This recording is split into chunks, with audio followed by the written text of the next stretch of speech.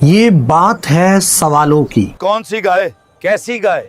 یہ بات ہے اس ضد کی جو سیدھے حکم کو بھی پیچیدہ بنا دیتی ہے۔ یہ بات ہے اس انسان کی جو کہتا ہے ہم مانتے ہیں پر ہمارے کچھ سوال ہیں۔ کبھی رنگ پوچھتا ہے، کبھی عمر، کیا رنگ ہے اس کا؟ کتنی عمر ہے؟ کیسی شکل ہے؟ اور جب جواب مل جاتا ہے تو کہتا ہے کیا واقعی یہی مراد تھی؟ یہ بات ہے اس قوم کی جس نے سچ مانا مگر ماننے میں تاخیر کی۔ یہ کوئی پرانی کہانی نہیں، یہ آج کے انسان کی عادت ہے۔ ایک قوم ہے جو ظاہر اللہ کو مانتی ہے ہم اللہ کو مانتے ہیں کیونکہ اللہ ہی ہے، مگر دل میں سوالات کا شور ہے۔ کیا واقعی اللہ ہے؟ یہ بنی اسرائیل ہے،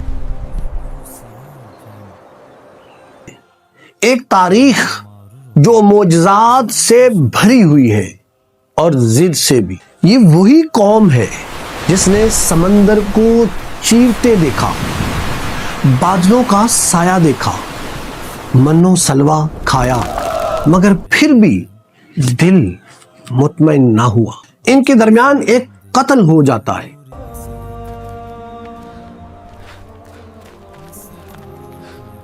تمہیں کس نے قتل کیا ہے؟ قاتل کون ہے کوئی نہیں جانتا، ہر انگلی دوسرے کی طرف اٹھتی ہے۔ نہیں، تم نے قتل کیا، تم نے قتل کیا۔ خون بہا ہے اور انصاف مانگا جا رہا ہے۔ ہمیں انصاف چاہیے۔ وہ حضرت موسیٰ علیہ السلام کے پاس آتے ہیں اور سوال کرتے ہیں، ہمیں بتائے کہ ہم کیسے قاتل ڈھونڈیں۔ اللہ کا حکم آ گیا ہے، ایک گائے ذبح کرو۔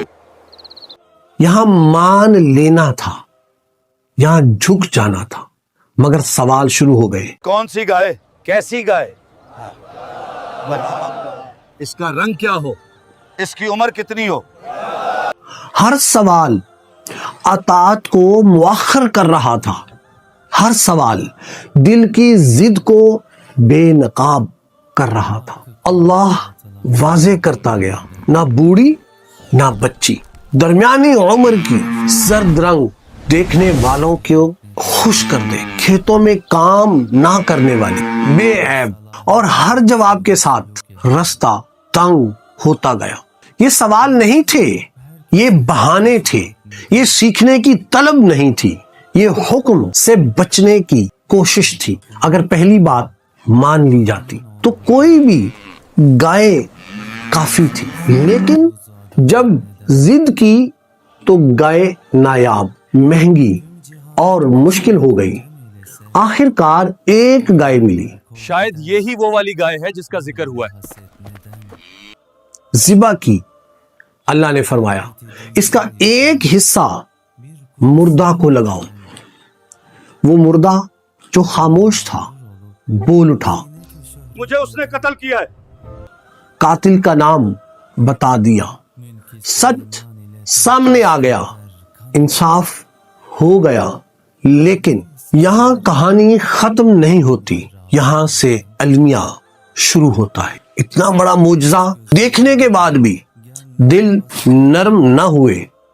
قرآن کہتا ہے پھر تمہارے دل پتھروں کی طرح ہو گئے، بلکہ اس سے بھی سخت۔